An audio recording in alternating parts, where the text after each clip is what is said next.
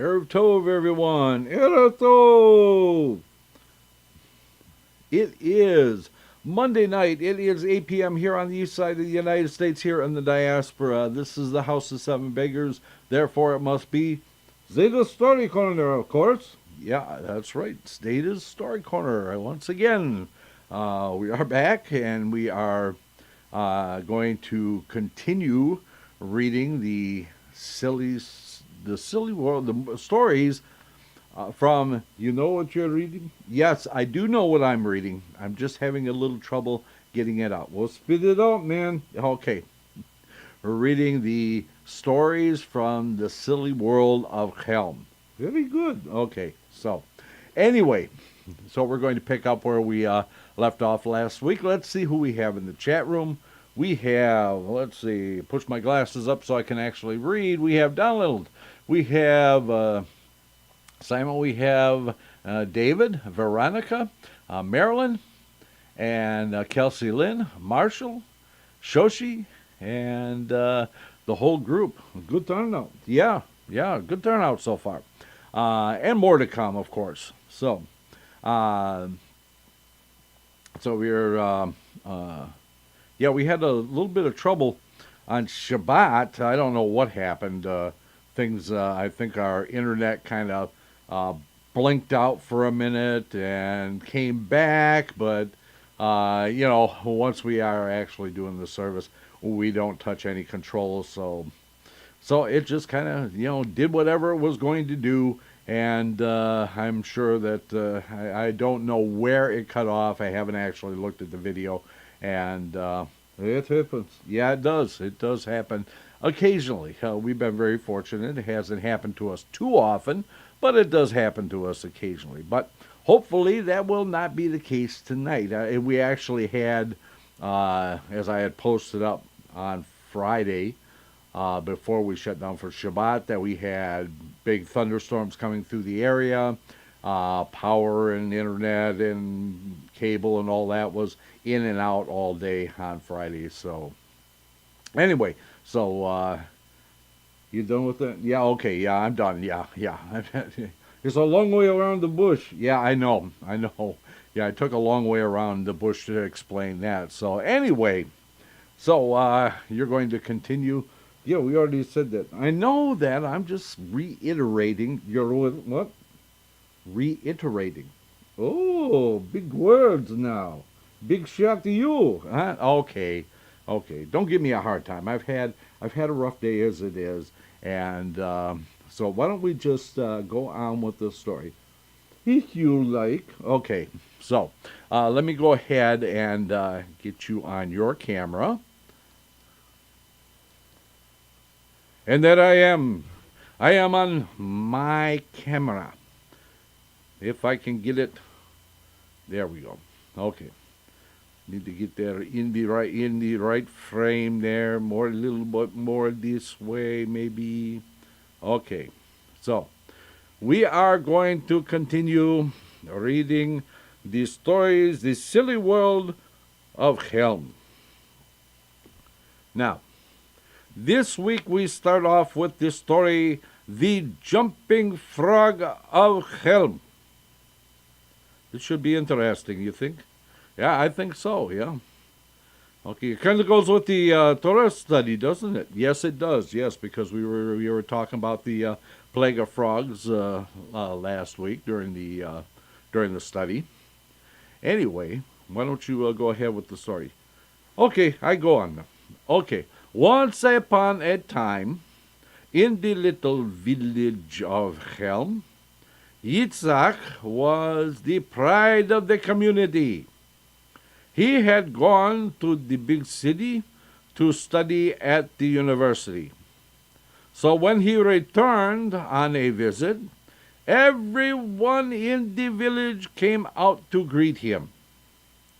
The old sage of Helm congratulated the youth for being the first Helmite to attend university. "Of course," he exclaimed, "I still have much to learn. There are so many books to read about the mysteries of science." You okay? Yes, I'm okay. I'm okay. Maybe you could demonstrate to us what you have learned already, the old sage asked. By all means, the youth replied. He reached into his pocket and pulled out a little green frog. Imagine that. Now watch carefully, he declared. He put the frog on a rock and shouted at it, "Jump!" The little creature jumped to the ground, but was quickly caught by Yitzhak. Then he took the little frog and bound its legs with a piece of string. He placed the frog back on the rock, then leaned over once more. He shouted, "Jump!" But the frog did not move. He shouted once more, "Jump!" The frog still did not move. Then he turned to everyone and explained, "Now, you have seen what I have learned in the university. And that is, when you bind the feet of a frog, and even when you shout at it, it becomes deaf." So, everyone was amazed at this wisdom. So if you ever visit the village of Helm, and you happen to see a little frogs with their feet tied up, you will know they are all hard of hearing.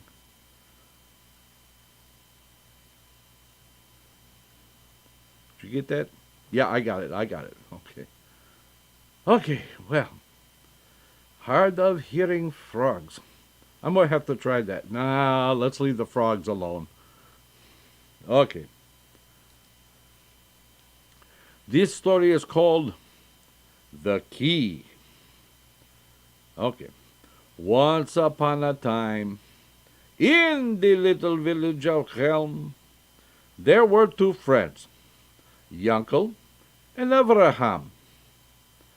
Avraham exclaimed to Yankel, "I am getting on in years, so I have decided to take a trip to visit other parts of the world."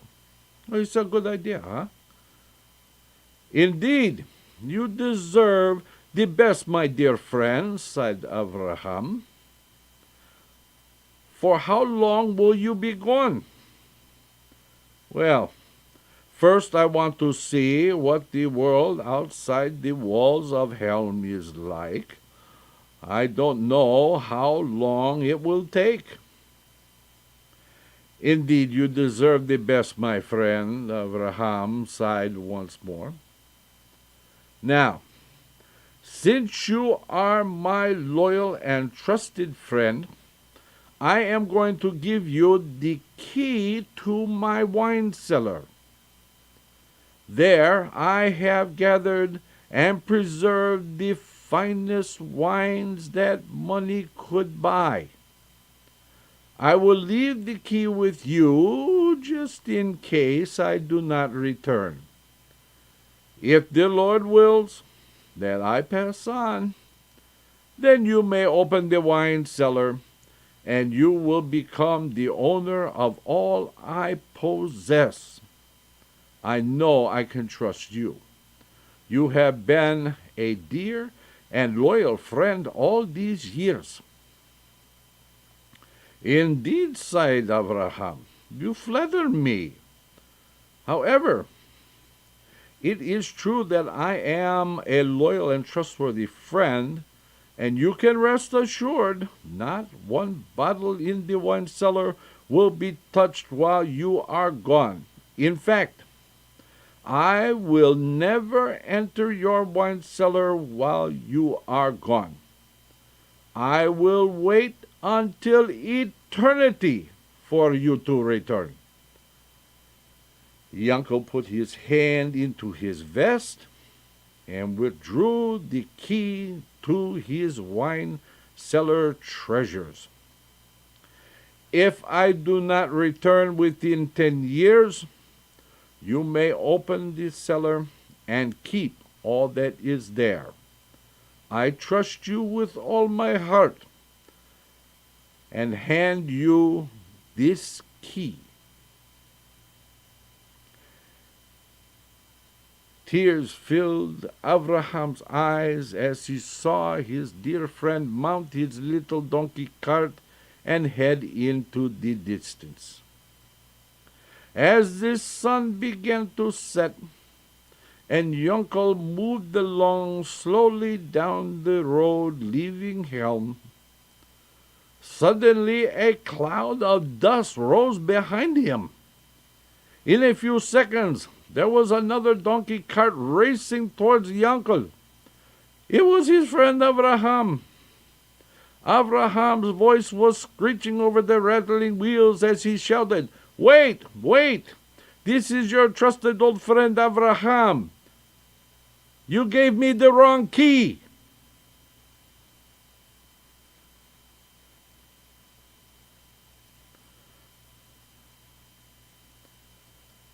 Okay.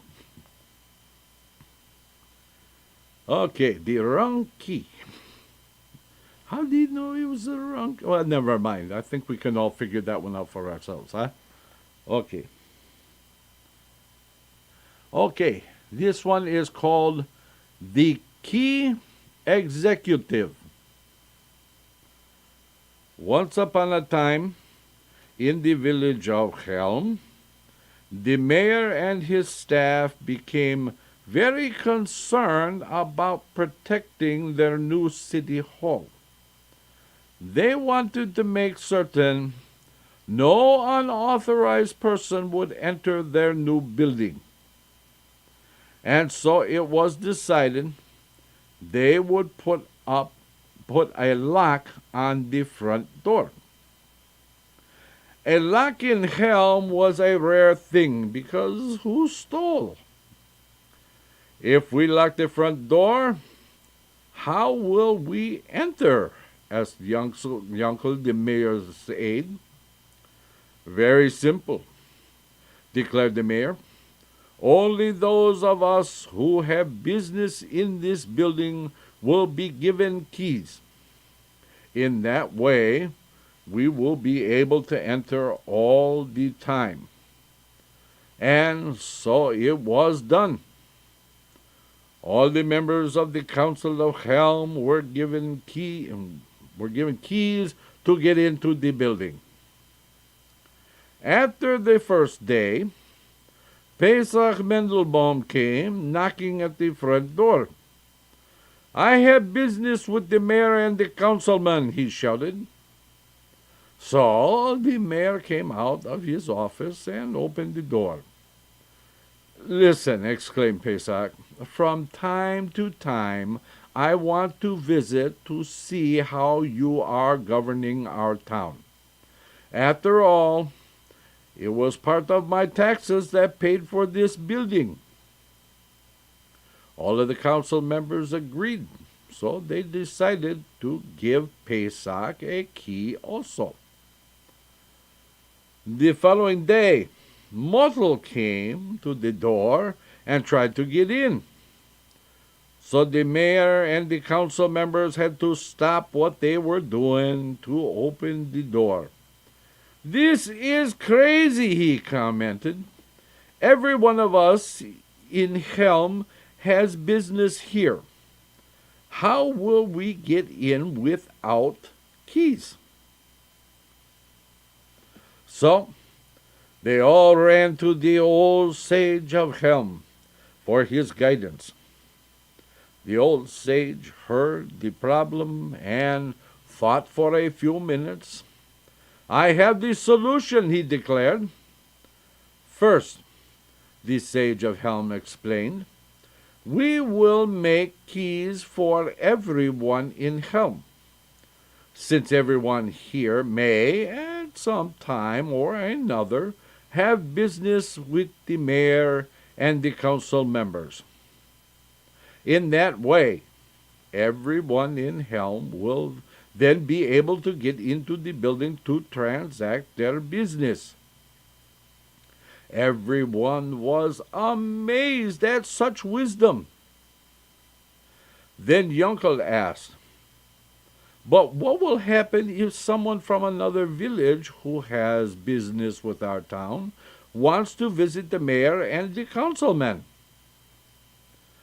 The old sage winked. That too is simple.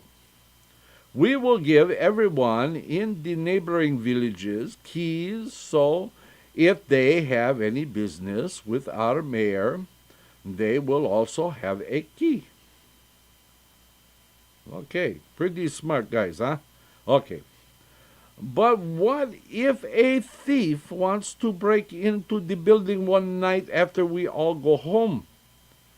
He will smash the door down, and we will have to replace the door every time this happens. Smiled the old sage. That too is simple. All we have to do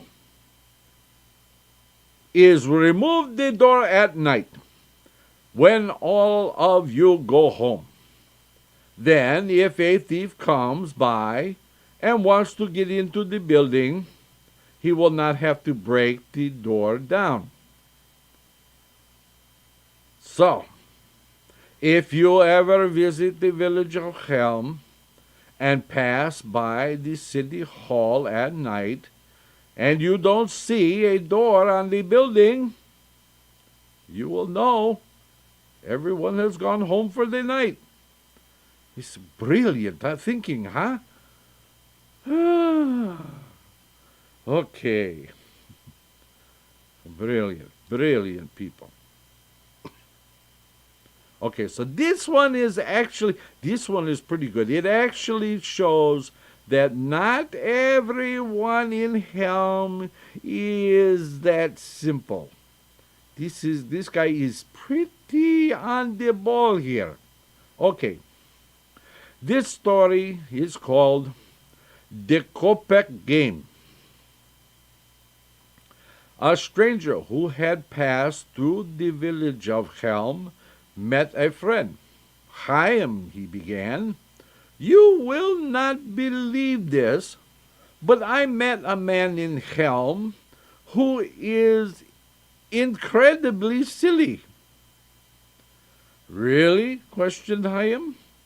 In what way?" "Let me tell you. Whenever I see him, I put 1 kopeck piece and a 10 kopeck piece in the palm of my hand.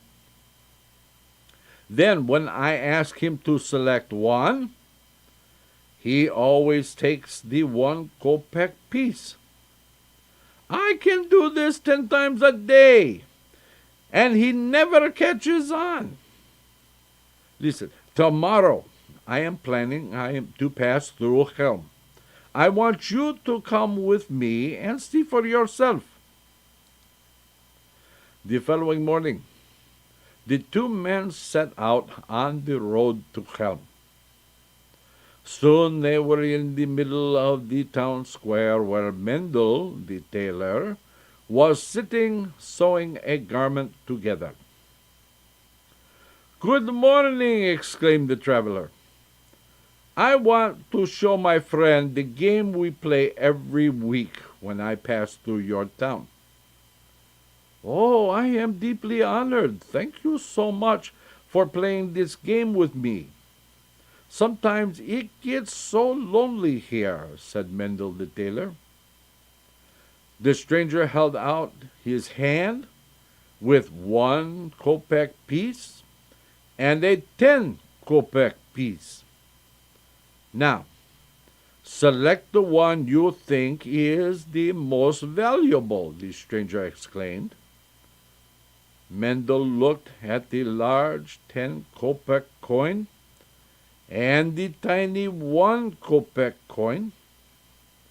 Then he reached out and took the smaller coin, exclaiming, here it is.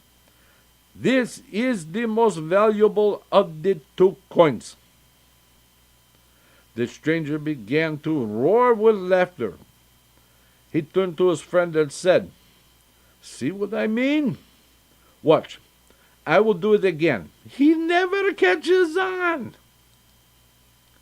The stranger held out his hand again with a 1 kopeck coin and a 10 kopeck coin. "Now pick the most valuable." Once more, Mendel picked the 1 kopeck coin. The stranger could not control his laughter, and he held his sides as he walked down the road. Chaim, feeling sorry for Mendel, lagged behind and approached the little tailor and said, "My young friend," he whispered, "the larger 10 kopeck coin is the most valuable. I'm sure you know this. Why do you keep picking the smaller 1 kopeck coin?" Motel smiled warmly and replied, "My friend, if I picked the 10 kopeck coin, he would stop playing the game with me.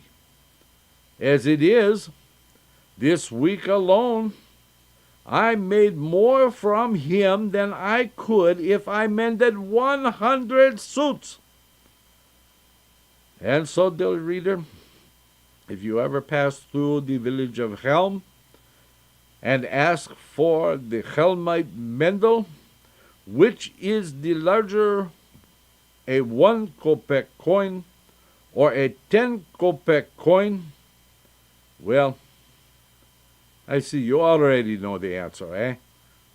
Okay. See, they are not all that simple in Helm. There are a few pretty wise guys there, huh? Okay. So this one is called The Lesson. In the village of Helm, the old sage of Helm was conducting a class in philosophy. He turned to his little wards and asked, "Who can tell me what came first, the chicken or the egg?" The little ones thought for a moment, then all hands went up. The old sage pointed at one little one and said, "Moshe, you may answer the question." Little Moshe stood up and explained, "Judaism has taught us that the chicken had to come first, or the egg could not have been laid. The first chicken had to be created by God." The old sage beamed with delight as the little fellow took his seat. Then the old sage knitted his brow and said, "Now, who can tell me which came first, the doctor or the lawyer?" All the little heads were bowed, looking into their books. Then a little one raised his hand. He rose to his feet and explained, "The doctor had to come first." The old sage smiled and asked, "Can you explain?" The little one smiled and said, "The doctor was essential when God took out Adam's rib and created the woman. The lawyer wasn't created until later when Adam sued for damages."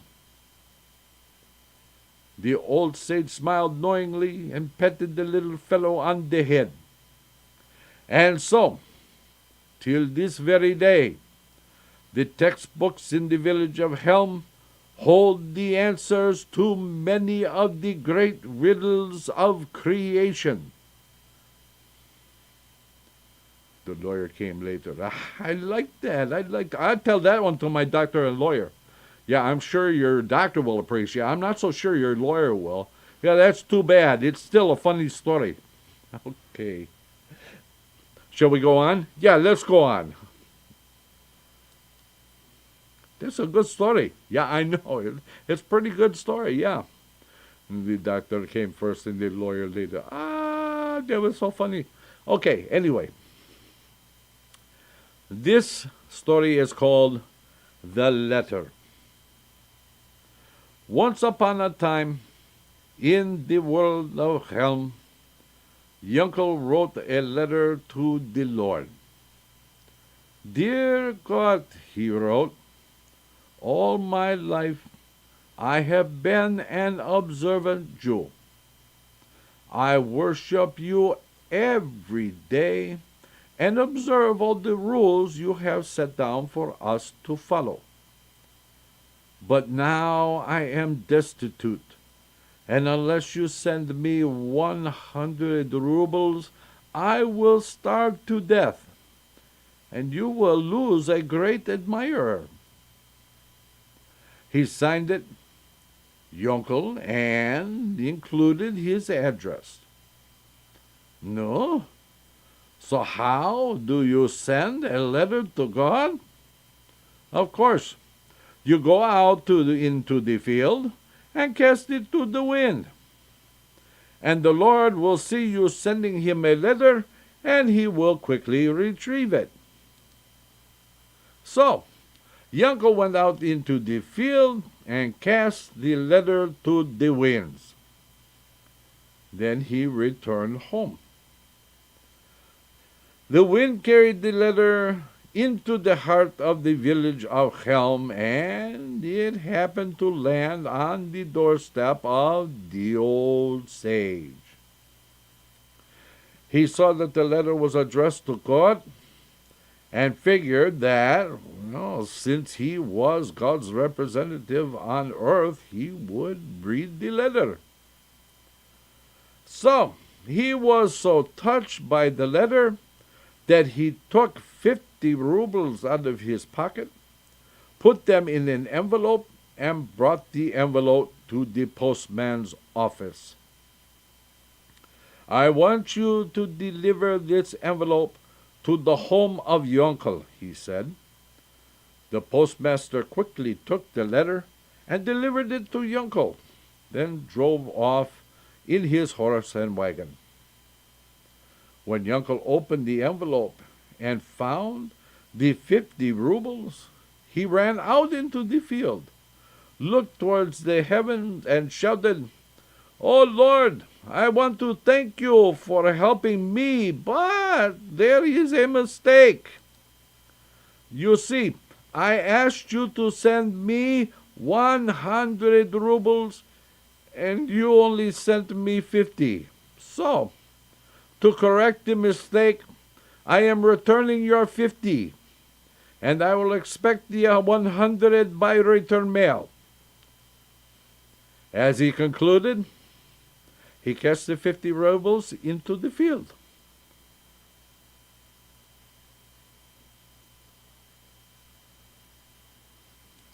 That's all I have to say about that. Okay. This is The Lion and the Bear. This is also a good one. Yeah, I know this is. Yeah. I like this one a lot. Why? Because there's a lion in it? Well, maybe not just because of that, but it does have a certain charm anytime there's a lion in the story. All stories that have lions in them are always usually pretty good. Well, I don't know about that. Well, I do. Well, just read the story. Okay, I will. Okay, so, The Lion and the Bear. Once upon a time, in the village of Helm, the harvest was poor, and Chaim was in need of a job. One day, a visiting circus came to town, and Chaim went to the manager asking for a job. We have only one open, explained the manager. It's a confidential job. Are you willing to take it? Chaim needed the money, so he agreed. What do I have to do? He asked. In our previous village, the bear passed away. But all of our posters show a bear, so we need one.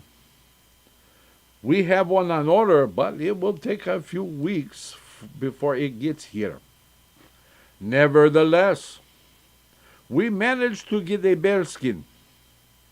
Your job will be to put on the bearskin and sit in the bear's cage. Sometimes you will stand on your hind legs and growl at the people. You know what I mean. You have to make it look real. Chaim was given the bearskin and entered the cage. He did quite well for the first few days. He ran around the cage and growled like a real bear. Then, one day the cage was opened and a ferocious lion appeared. The lion roared and began to chase the bear around the cage. The bear ran and ran. When Yunkel was completely out of breath, he cowered in the corner of the cage, expecting to be eaten by a lion. You know, we all don't eat people. I know that. Let's just read the story, would you? Okay, but I'm not happy about this part. I get the idea that you're not happy about this. Okay, well, why don't you go on? I'm sure you'll find that. Well, I know it gets better. So anyway, Uncle ran and was completely out of breath. He cowered in the corner of the cage, expecting to be eaten by the lion. In desperation, he quietly recited the Jewish prayer, Shema Yisrael. The lion continued to crouch and whispered back the next verse, Baruch Shem Kavod. Then the lion called out softly, Chaim? The bear nodded cautiously. The lion whispered, It's me, Yunkel. My crops also failed.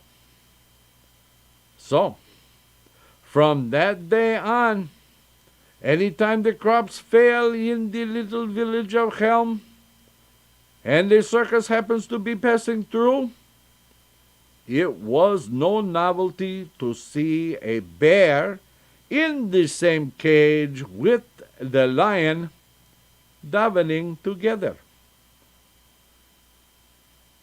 It's a good story, though. Yes, it is. Okay, we are going to take a break now. And when we return, we will pick up with the next story, which is called The Lost Money. So, we take a quick 6 minutes, and at the end of that, we will come back and we will do some more stories. Okay, so everybody stay tuned, and we'll be back in 6. Let's all go to the lobby. Let's all go to the lobby. Let's all go to the lobby to get ourselves a treat. Delicious things to eat.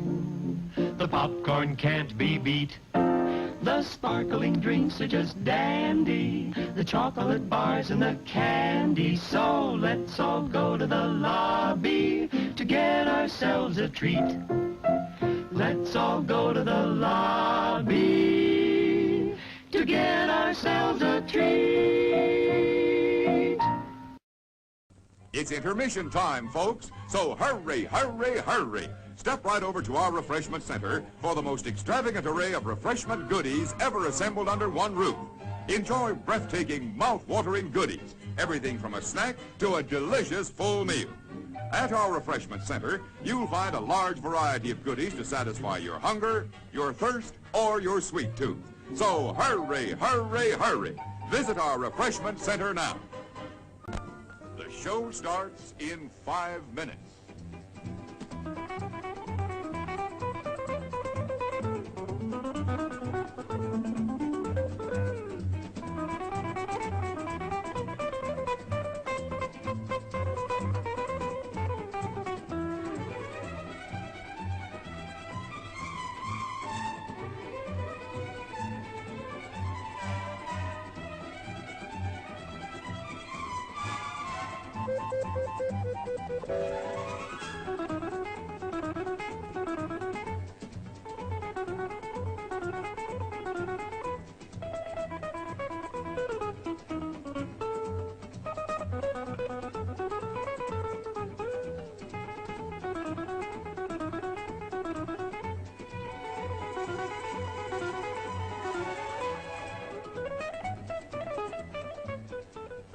The show starts in 4 minutes.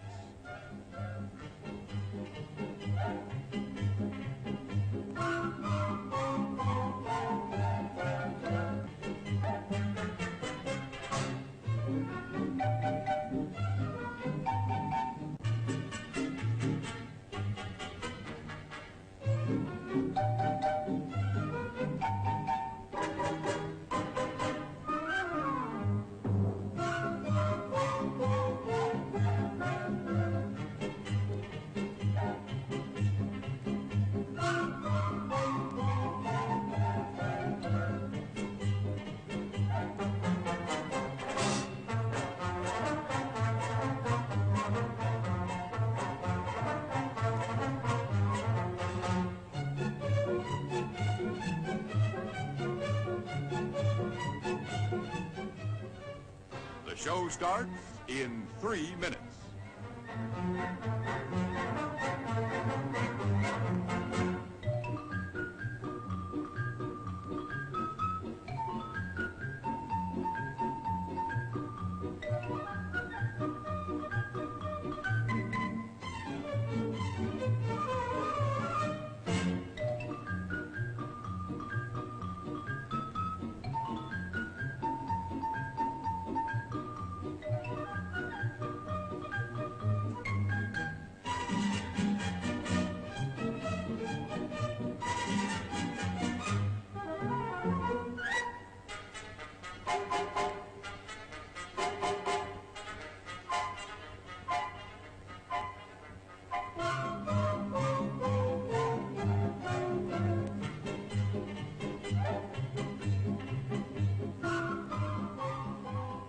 The show starts in 2 minutes.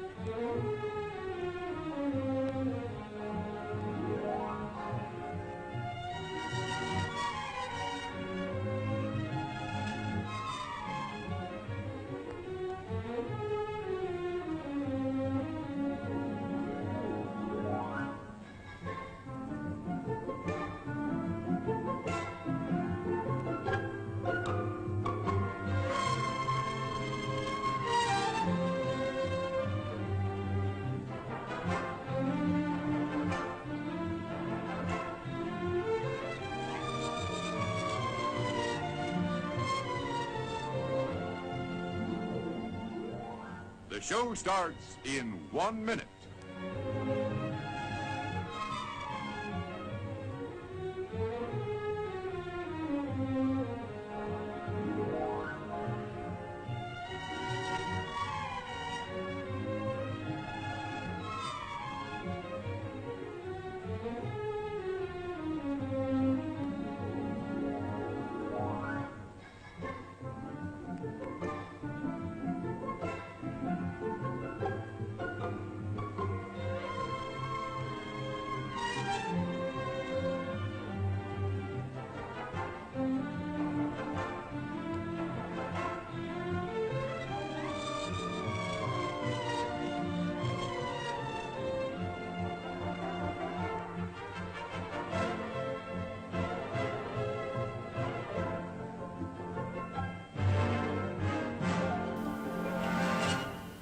And now, On with the show. And we are back, my dear friends. Okay. So we go on with our stories now. See, David has joined us and Colleen has joined us with all the others. I see the bear and the lion emojis on there. It's cute, huh? Okay. So now we go on with our story, The Lost Money. This is a good one. Kind of a twist on a Solomon story. So you see. Okay. Once upon a time, in the village of Helm, I bet you didn't see that coming, huh? Okay. Once upon a time in the village of Helm, a 5 zloty bill was blowing through the village square. 2 men ran after the note, and that was being blown by the wind. "It's mine!" shouted Mottel the tailor. "A customer just gave me the money, and I was putting it in my wooden box. A wind caught it and blew it into the square." "You're not telling the truth," shouted Gershom, the farmer. "I just sold some eggs and was putting the money in my pocket when the wind caught it and blew it into the square." Turn the page, please. I'm getting there. You're a little quicker on the draw there, huh, buddy? Yeah, okay. I'm sorry. Whatever. Okay. It's okay. Yeah, okay. Okay. The two started to argue. "Why don't you go to the sage of Helm and let him decide whose 5 zloty note it is? He is the wisest man in all of Helm," one of the villagers suggested. So the 2 men went to the home of the sage of Helm. "It is mine," shouted Mottel. "No, it is mine," shouted Gershom. The sage could see that there really was no solution, since both were certain it was their bill. "Stay here a moment," he exclaimed. I want to ask my wife's opinion." The old sage walked out of the room and left the door slightly ajar. Then in a loud voice he said to his wife, "Each says it's his bill, yet none of them called attention to the fact that one corner of the bill is torn off. Don't you think the rightful owner would have called that to my attention?" He winked at his wife. Then he returned to the room with the 2 men. Before he could say anything, Gershom, the farmer, exclaimed, "I can prove it is my bill, because one corner of the bill was accidentally torn off. Look at the bill and see if the corner of the bill is gone." The old sage smiled, examined the bill, and showed both that the bill was perfect and that there was no corner missing. "Since you, Gershom, are certain your bill had a torn corner, and this one does not, obviously it is not your bill, and must indeed belong to Mottel the tailor. In all probability, your bill was picked up by the wind and blown someplace where I am certain it will bring good luck to the finder."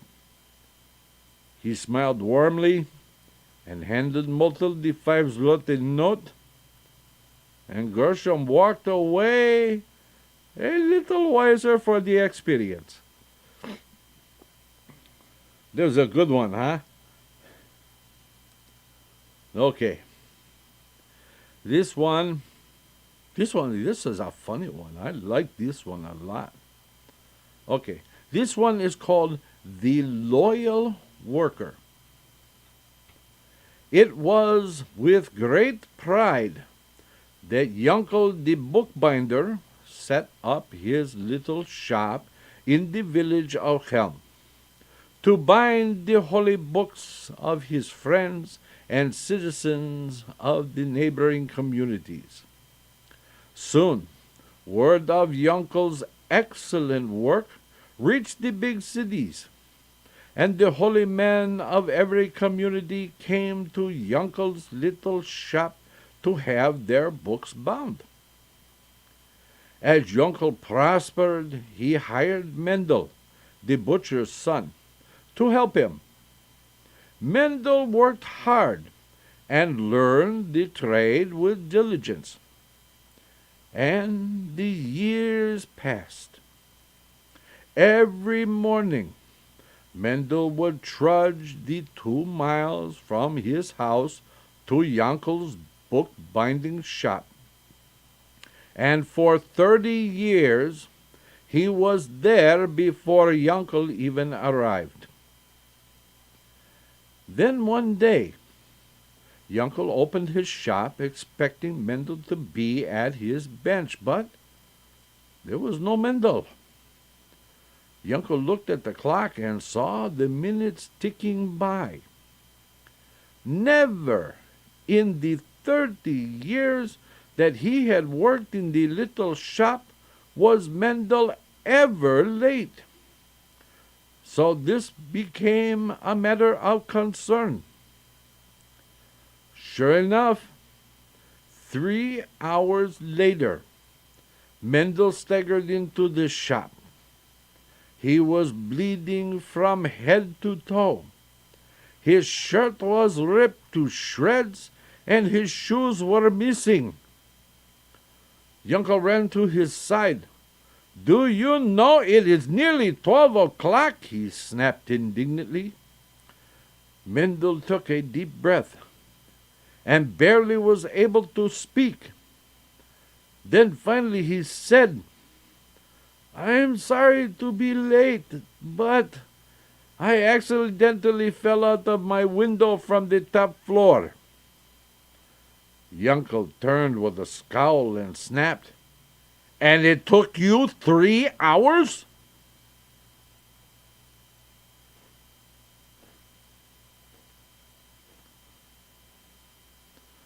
Okay.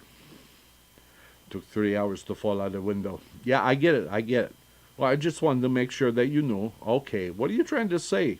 Oh, I'm not trying to say anything. I'm not trying to cast aspersions on you or anything like that. I'm just simply explaining it to you.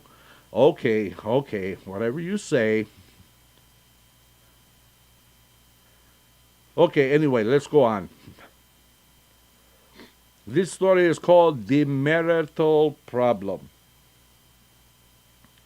Once upon a time, in the little village of Helm, where a great many simple souls were known to live, Mendel the farmer knocked at the door of the old sage of Helm.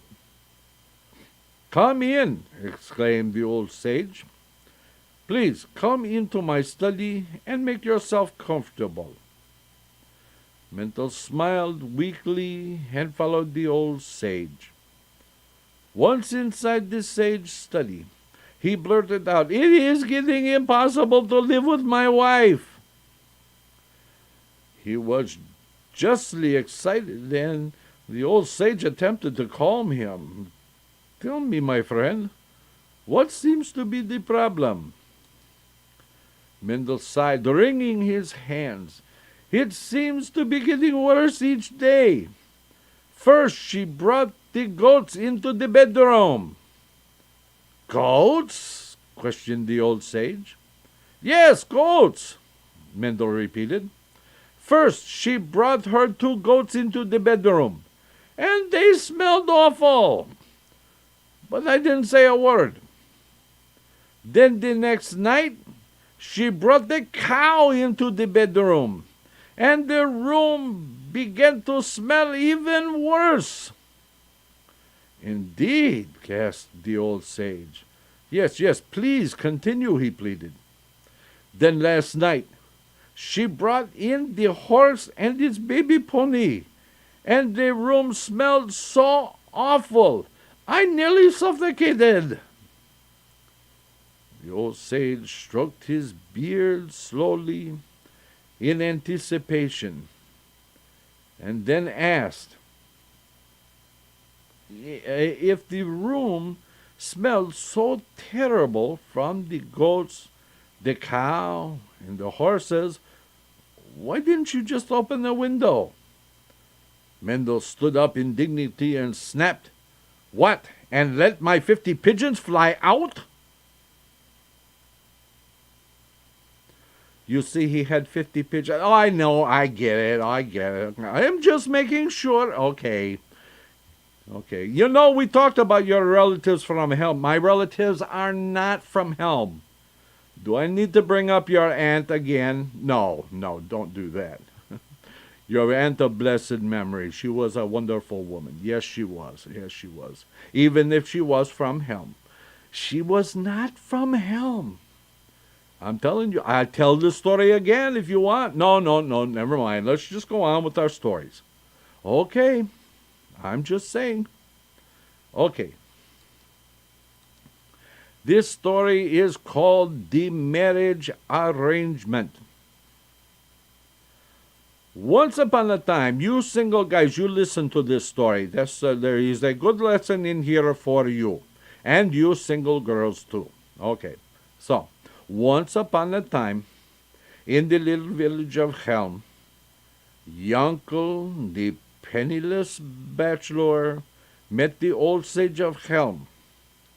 No, Yankel, the old sage exclaimed, I understand that you have been going to Minsk to find a Synagogue, a match. Yankel beamed. Indeed, it is true. I visited with Heimker, who has a daughter of eligible age. Heimker, gasped the old sage. He indeed is a very wealthy man. And since he is a wealthy man, that means his daughter must also be rich. That's true, smiled the uncle. But tell me, the old sage began, isn't Heimker's daughter rather high-strung? Doesn't she only mix with the very rich? That is true, Yankel agreed. Do you think it is wise for you to marry such an uptight girl? After all, once you are married, you might find that she will want you to give up your old friends in Helm. She might even want you to stop visiting the tavern where you can sit and enjoy a cup of wine with good friends. Think of all the things you might have to give up if you marry her. Yankel sighed. That may be true, dear sage, but if I don't marry her, I might have to give up something far more important. No? So what would that be? The old sage asked. Penniless Yankel sighed. Eating. The old sage smiled knowingly and blessed Yankel on his forthcoming marriage. So, the next time you are in Helm and see a peasant young man marry a very rich, snooty young lady, you can be certain he might have to give up many things, except eating. It's a good one. You're not going to explain it? No, I think you get it. Okay, thank you very much. You're welcome. Okay, this one is called The Mayor's Shoes. In the little village of Helm, they decided it was time to elect a mayor. By general agreement, they chose Yunkel. Now, Yunkel wondered, how will strangers know that I am the mayor? A town meeting was called to address the issue. Everyone agreed with him that there had to be a way for strangers to know that Yunkel was the mayor. They presented the question to the old sage of Helm. That is an excellent observation, the old sage declared. If we got him a special uniform, strangers would think we are a military community. So we cannot. And, exclaimed Muttle, if we got him a fine satin kaftan, strangers would confuse him with our wise old sage of Helm. Why not get him a special pair of shoes that would be made of leather, but painted with shimmering gold paint, suggested Moshe. Indeed, they all agreed, a pair of golden shoes would be perfect. Then when strangers came to town, he would know instantly that he is the mayor. And so the golden shoes were made. But wait, shouted Yankel. If I wear golden shoes, they will become covered with mud in minutes as I walk in our streets. In Minsk, they wouldn't be ideal because their streets are paved, but here in Helm, they would be covered with mud in seconds. That is simple, exclaimed the old sage. You will wear a pair of boots over the golden shoes. Indeed, an idea, the Helmites shouted, marveling over the great wisdom of the old sage. But if my boots are covered, my boots cover my golden shoes, how will strangers know I am the mayor? Pleaded Yankel. He is right, exclaimed the old sage of Helm. I would suggest that you wear a pair of boots and cut large holes in the boots so that any stranger could see you are wearing golden shoes. Amazing, shouted the Helmites, marveling over the old sage's wisdom. But that isn't good either, shouted Yankel. If I cut holes in the boots, they will quickly be filled with mud from the streets we have in Helm. In seconds, no one would know I was the mayor. That is simple, exclaimed the old sage of Helm. If the holes in the boots will fill with mud, all we have to do is tie some straw over the holes to prevent the mud from entering. Brilliant! Everyone shouted. And so, if you ever in the village of Helm and see a man walking around with a pair of golden shoes under a pair of boots that have holes filled in with straw, you should know immediately that he is the mayor of Helm.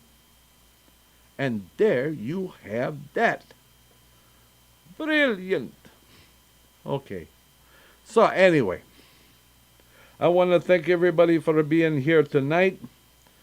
We had a good time with the stories, and next week we will continue on. We still have a ways to go. So, don't forget, on Wednesday is the Torah study in depth with Rabbi A. And don't forget, on Friday at 8 p.m. is Kabbalat and Ma'ariv Shabbat service. And on Shabbat morning at 10 a.m. is Shachrit and Musaf service. This week's Parsha is Lech Lecha. Get up and go. So, I am going to get up and go. And I say to you all, Laila Tov.